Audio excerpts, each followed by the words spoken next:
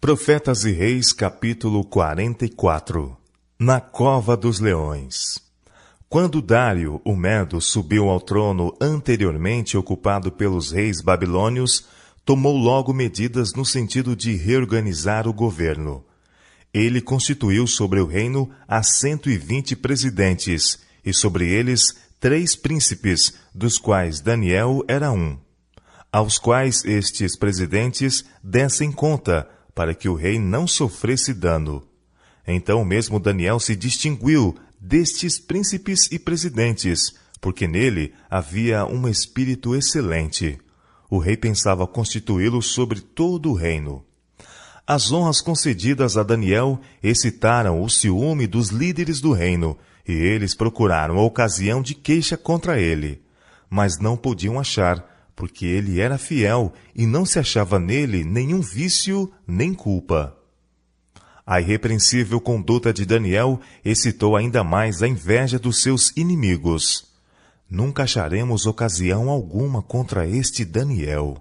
Eles foram constrangidos a reconhecer, se não a procurarmos contra ele na lei do seu Deus.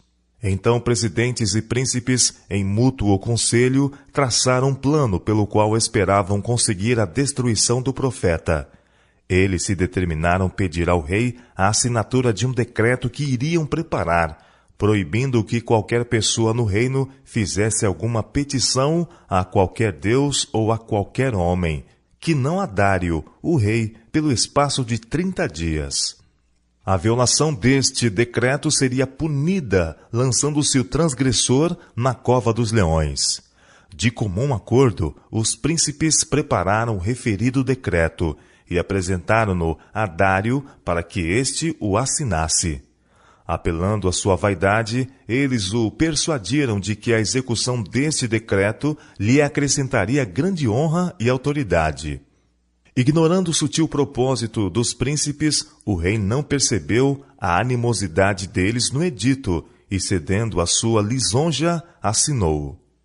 Os inimigos de Daniel deixaram a presença de Dário, regozijando-se a respeito do laço que seguramente haviam armado para o servo de Jeová. Na conspiração assim formada, tinha Satanás desempenhado importante parte. O profeta havia sido exaltado em mando no reino, e os anjos maus temiam que sua influência pudesse enfraquecer-lhes o controle sobre seus governantes. Foram essas instrumentalidades satânicas que impeliram os príncipes a sentir inveja e ciúmes. Foram eles que inspiraram o plano da destruição de Daniel, e os príncipes, rendendo-se aos instrumentos do mal, levaram-no à execução. Os inimigos do profeta contavam com firme apego de Daniel ao princípio para o sucesso de seu plano. E eles não estavam errados na estimativa do seu caráter. Ele percebeu logo o maligno propósito que tiveram na elaboração do decreto, mas não mudou a sua conduta no mínimo que fosse. Por que deveria ele deixar de orar agora, quando mais necessário era orar? Antes renunciaria à própria vida, a renunciar à sua esperança de auxílio em Deus. Tranquilamente, ele desempenhou seus deveres como chefe dos príncipes, e na hora da oração, dirigiu-se para o seu aposento, e com as janelas abertas para o lado de Jerusalém, de acordo com o costume, fez as suas petições ao Deus do céu. Ele não procurou ocultar o seu ato. Embora soubesse muito bem quais as consequências de sua fidelidade a Deus, seu espírito não vacilou. Ante os que estavam tramando a sua ruína, ele não permitira sequer a aparência de que sua ligação com o céu estava interrompida. Em todos os casos onde o rei tivesse o direito de ordenar, Daniel obedeceria. Mas nem o rei, nem o seu decreto poderiam fazê-lo desviar-se de sua obediência ao Rei dos Reis. Assim, ousada, embora quieta e humildemente, o profeta declarou que nenhum poder terreno tem o direito de interpor-se entre a alma e Deus. Cercado por idólatras, ele era uma fiel testemunha desta verdade. Seu inquebrantável apego ao direito era uma brilhante luz nas trevas morais dessa corte pagã. Daniel está perante o mundo hoje como um digno exemplo do destemor e fidelidade cristãos. Durante todo um dia, os príncipes observavam Daniel. 3 vezes viram-no dirigir-se ao seu aposento e 3 vezes ouviram sua voz erguer-se em fervente intercessão a Deus. Na manhã seguinte fizeram sua denúncia perante o rei. Daniel, seu mais honrado e fiel estadista, tinha votado ao desprezo o decreto real. Porventura não assinaste o edito? Lembraram-lhe, pelo qual todo homem que fizesse uma petição a qualquer deus ou a qualquer homem por espaço de 30 dias, e não a ti, ó rei, seria lançado na cova dos leões? Esta palavra é certa, respondeu o rei, conforme a lei dos medos e dos persas, que não se pode revogar. Resultantemente informaram eles agora a Dário da conduta do seu mais acatado conselheiro. Daniel, que é dos transportados de Judá, exclamaram, não tem feito caso de ti, ó rei, nem do edito que assinaste. Antes, 3 vezes ao dia, faz a sua oração. Quando o monarca ouviu essas palavras, viu de imediato o laço que havia sido armado para o seu fiel servo. Compreendeu que não fora o zelo pela honra e glória real, mas a inveja de Daniel, o que os levara a propor o decreto real. Penalizado pela parte que havia desempenhado no mal que se praticara, o rei, até o pôr do sol, trabalhou para salvar seu amigo.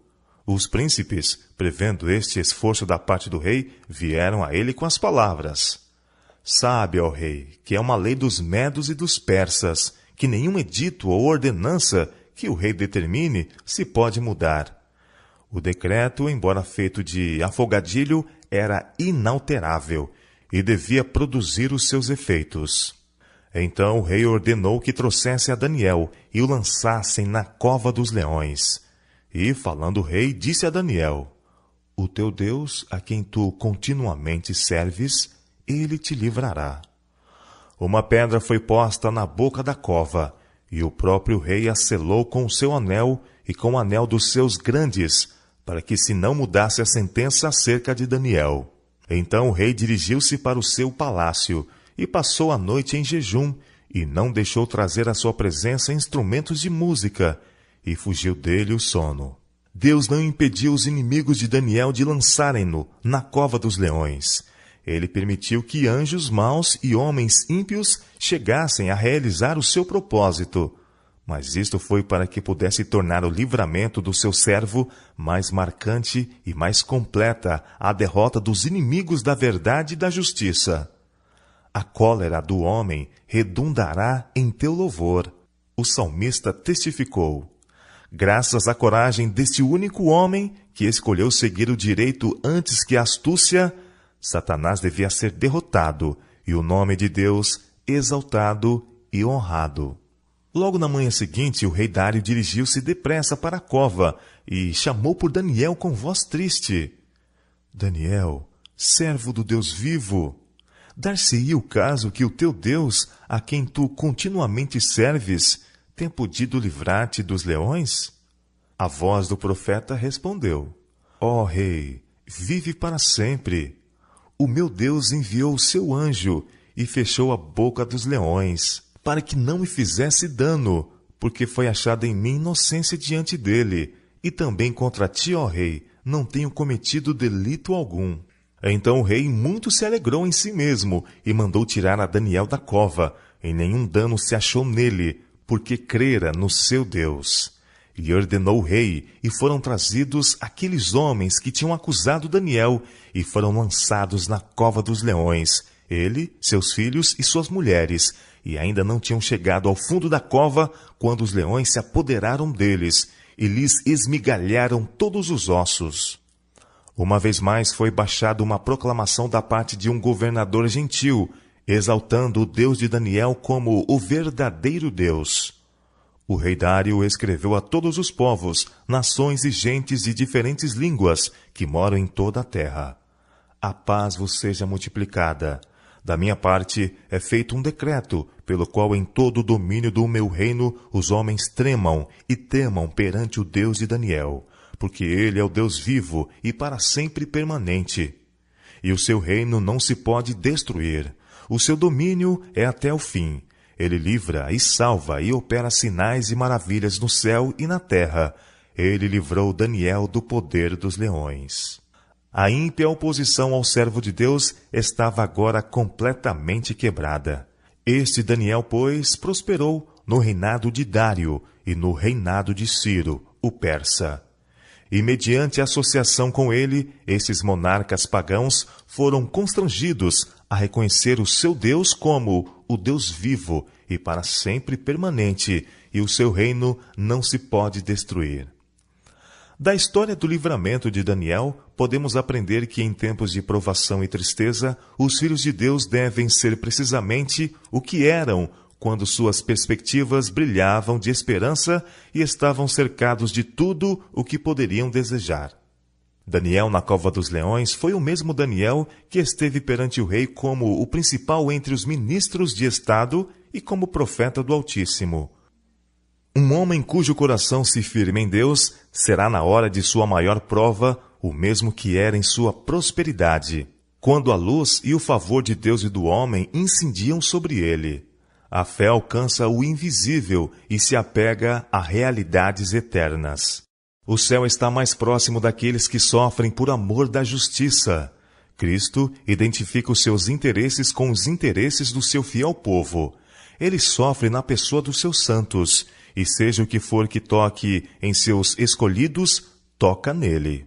O poder que está perto para libertar do dano físico e da angústia está perto também para salvar do mal maior, tornando possível ao servo de Deus manter sua integridade sob todas as circunstâncias e triunfar através da graça divina. A experiência de Daniel como estadista no reino de Babilônia e da Medo-Pérsia revela a verdade de que um homem de negócios não tem que ser necessariamente um homem ardiloso e astuto, mas pode ser um homem instruído por Deus em cada passo. Daniel, primeiro-ministro dos maiores reinos da terra, foi ao mesmo tempo profeta de Deus, recebendo luz de celestial inspiração. Um homem sujeito às mesmas paixões que nós é descrito pela pena da inspiração como isento de falta. Suas transações de negócios, quando submetidas à mais apurada fiscalização dos seus inimigos, foram consideradas sem falha. Ele foi um exemplo do que cada homem de negócios pode tornar-se quando o seu coração é convertido e consagrado e quando seus motivos são retos à vista de Deus. Estrita conformação com os reclamos do céu traz bênçãos tanto temporais como espirituais. Inamovível em sua fidelidade a Deus, indomável no domínio de si mesmo, Daniel, por sua nobre dignidade e indeclinável integridade, conquanto fosse jovem, alcançou graça e misericórdia diante do oficial pagão e cujo cargo tinha sido posto. As mesmas características marcaram sua vida posterior. Ele ascendeu rapidamente à posição de primeiro-ministro do reino de Babilônia. Através do reinado de sucessivos monarcas, da queda da nação e o estabelecimento de outro império mundial, foram de tal natureza sua sabedoria e capacidade de estadista, tão perfeitos seu tato, cortesia, genuína bondade de coração e sua fidelidade ao princípio, que mesmo seus inimigos foram forçados a confessar que não podiam achar ocasião ou culpa alguma, porque ele era fiel. Honrado pelos homens com as responsabilidades de Estado e os segredos de reinos que tinham alcance universal, Daniel foi honrado por Deus como seu embaixador, sendo-lhe dadas muitas revelações dos mistérios dos séculos por vir. Suas maravilhosas profecias, tais como registradas por ele nos capítulos 7 a 12 do livro que traz o seu nome, não foram inteiramente compreendidas, mesmo pelo próprio profeta. Mas antes que findassem os labores de sua vida, foi-lhe dada a abençoada certeza de que no fim dos dias, isto é, na conclusão do período da história deste mundo, se lhe ia permitido outra vez estar na sua posição e lugar. não lhe fora dado compreender tudo o que Deus tinha revelado do divino propósito. Fecha estas palavras e sela este livro. Foi-lhe ordenado quanto aos escritos proféticos. Estes deviam ser selados até o fim do tempo. Vai, Daniel. O anjo ordenou uma vez mais ao fiel mensageiro de Jeová, porque estas palavras estão fechadas e seladas até o tempo do fim. Tu, porém, vai até o fim, porque repousarás e estarás na tua sorte no fim dos dias. Daniel capítulo 12, versos 4, 9 e 13. Ao nos aproximarmos do fim da história deste mundo, as profecias registradas por Daniel demandam nossa especial atenção, visto relacionarem-se com o próprio tempo em que estamos vivendo. Com elas devem se ligar os ensinos do último livro das Escrituras do Novo Testamento. Satanás tem levado muitos a crer que as porções proféticas dos escritos de Daniel e João, o revelador, não podem ser compreendidas. Mas a promessa é clara de que bênção especial acompanhará o estudo dessas profecias. Os sábios entenderão, foi dito com respeito às visões de Daniel que deviam ser abertas nos últimos dias, e da revelação que Cristo deu a seu servo João para a guia do povo de Deus através dos séculos, a promessa é: bem-aventurado aquele que lê e os que ouvem as palavras desta profecia e guardam as coisas que nela estão escritas. Apocalipse capítulo 1, verso 3. Do surgimento e queda das nações, conforme expostos nos livros de Daniel e Apocalipse, precisamos aprender quão sem valor é a glória meramente terrena e externa. Babilônia, com todo o seu poder e magnificência, como nosso mundo jamais contemplou igual, poder e magnificência que, ao povo daquele tempo, pareciam estáveis e permanentes, quão completamente passou. Como a flor da erva, pereceu. Assim pereceu o reino da Medo-Pérsia e os reinos da Grécia e de Roma. E assim perece tudo o que não tem a Deus por fundamento. Apenas o que está vinculado ao seu propósito e expressa seu caráter pode perdurar. Seus princípios são a única coisa firme que o nosso mundo conhece. Um cuidadoso estudo da operação do propósito de Deus na história das nações e na revelação das coisas por acontecer nos ajudará a estimar no seu verdadeiro valor as coisas visíveis e as invisíveis e a aprender o que é o verdadeiro alvo da vida. Assim, considerando os acontecimentos do tempo à luz da eternidade, podemos, como Daniel e seus companheiros, viver pelo que é verdadeiro, nobre e perdurável. E aprendendo nesta vida os princípios do reino de nosso Senhor e Salvador, esse abençoado reino que deve durar para todo sempre, podemos estar preparados em sua vinda para com ele entrar em sua posse.